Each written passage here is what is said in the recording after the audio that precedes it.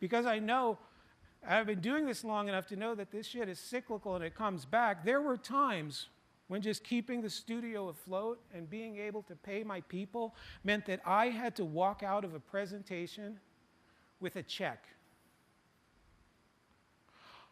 or we would die. Our very survival depended on our ability to sell design right then and there. And great design, if you can't sell it, isn't going to keep any lights on. It's not going to pay your people. And every studio owner I know, every person who hires designer made 2 lists last year. And if they tell you they didn't, they are lying to you.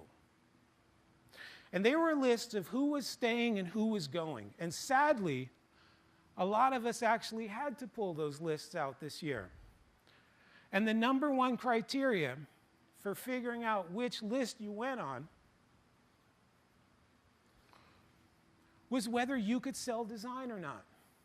If you're a designer, the best way to measure whether your job is safe is whether you're coming back from those presentations with a sign-off, or even better, a check.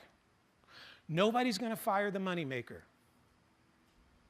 That means you need to be able to present your work. You need to be able to present it on point and correct, because presenting is the life force of staying in business.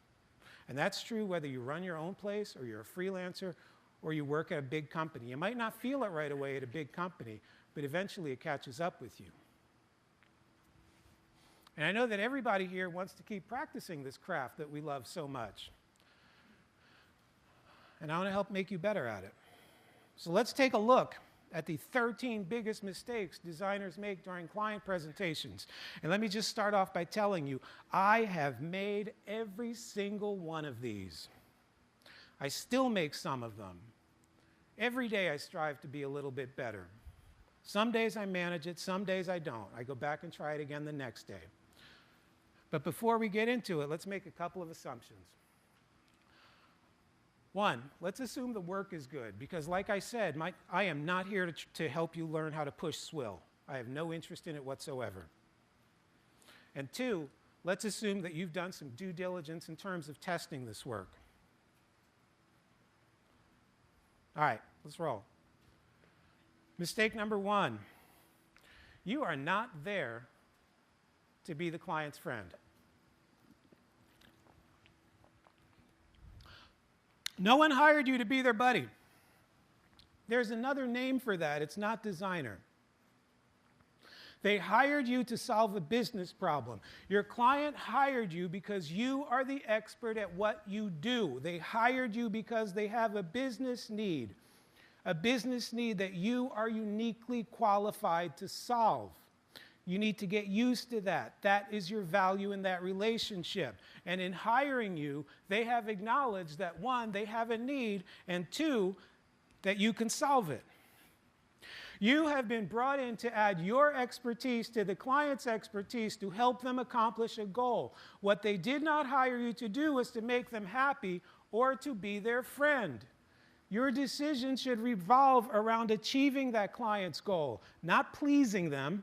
And while you should do everything in a professional and a well-natured manner, because nobody likes working with a dick, never conflate helping a client achieve a goal with making them happy. They can be happy later after the work launches and all their goals are met correctly.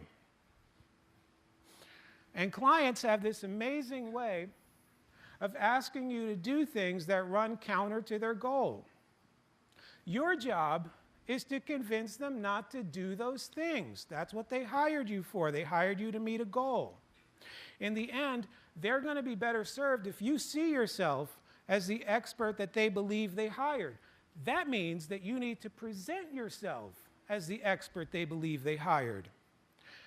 And while this may result in some uncomfortable conversations during the project, I guarantee you that avoiding this uncomfortable conversation now is going to result in an even more uncomfortable conversation about 6 months down the road that may include people getting laid off. So have this conversation now to avoid that one later. You are a service professional. And sometimes a service professional has to deliver bad news. Your dentist has to tell you that you have a cavity every once in a while.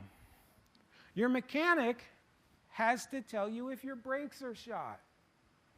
Your accountant has to tell you if you owe more taxes than you expected. Can you imagine if any of these other service professionals shielded you from the truth because they didn't want to hurt your feelings?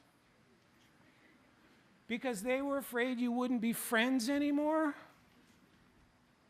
They have a job to do, and that job comes with ethical responsibilities.